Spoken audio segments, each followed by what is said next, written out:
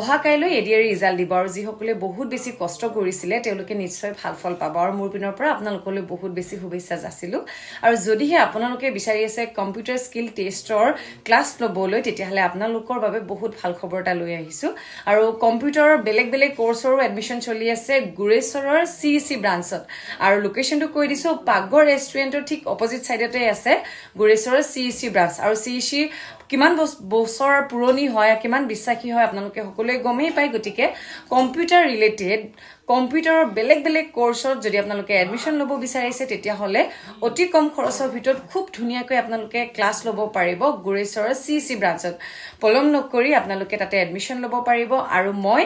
admission ল'বৰ কাৰণে code কেনেকৈ কি সিস্টেমত কি প্ৰসেছত কিমান খৰচত কি আপোনালোকে শিকিব পাৰে গোটেইখিনি তথ্য জানিবৰ কাৰণে মই স্ক্ৰিনত দি থোৱা নাম্বাৰত আপোনালোকে যোগাযোগ কৰিব ধন্যবাদ